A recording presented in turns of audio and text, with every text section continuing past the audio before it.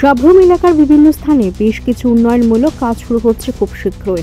বৃহস্পতিবার বিরোধী দলনেতা তথা স্থানীয় বিধায়ক জিতেন্দ্র চৌধুরী শ্রীনগর ও পুয়াংবাড়ির বেশ কিছু স্থান পরিদর্শন করেন। পুয়াংবাড়ি ব্লকের অধীনে এখানে একটা পুয়াংবাড়ি বলে জায়গাটা, এখানে বিধায়ক এলাকা উন্নয়ন প্রকল্প প্রত্যেক বিধায়কদের প্রত্যেক বছর একটা ফান্ড পেয়ে থাকে। এতে কিছু বেকার স্টল হবে, তার সাইড দেখার জন্য এসেছি। তো এখানে ইতিমধ্যে টেন্ডার ইত্যাদি হয়েছে, আগামী কিছুদিনের মধ্যে কাজ শুরু হবে, এই জন্য সাইডটা দেখতে আসলাম।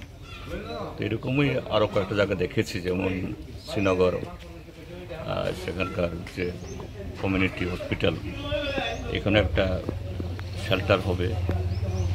আর ওখানে এই মণিকুমার পাড়া না, মণিকুমার পাড়াতেও এরকম হবে।